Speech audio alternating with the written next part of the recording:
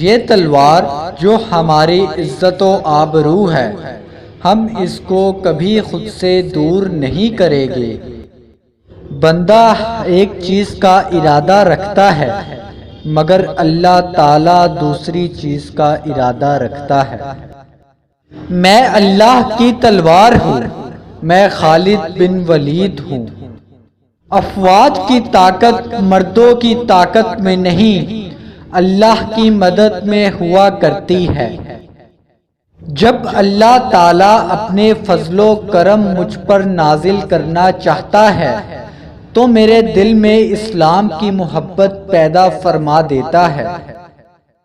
بہتری اور بزرگی اسلام کے علاوہ اور کہیں نہیں۔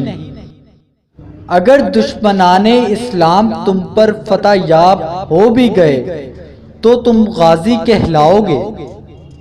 مسلمانوں کے لیے آرام و سکون صرف اور صرف آخرت میں ہے۔ ہم صرف ایمان ہی نہیں لا سکتے، اپنی جان بھی قربان کر سکتے ہیں۔ رسول اللہ صلی اللہ علیہ وآلہ وسلم نے مجھے فرمایا کہ تم اللہ کی تلواروں میں سے ایک تلوار ہو۔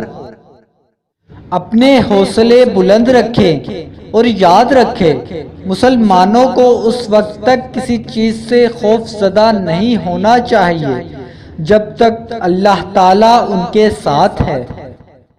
مجھے پہلی رات کی نئی دلہن سے زیادہ عزیز صرف ایک چیز ہے اور وہ ہے سخت سردی کی رات میں دشمن کا انتظار کرنا۔ بستر پر ذلت کی حالت میں مرنے سے بہتر ہے کہ برسر میدان اللہ کی راہ میں مرے جاؤ۔ اس شخص پر اللہ تعالیٰ اپنی رحمت نازل فرماتا ہے جس نے اپنے ارادوں کو مضبوط کیا۔ میں نے 100 سے زیادہ جنگیں لڑی، اس کے باوجود میں اپنے بستر پر مر رہا ہوں۔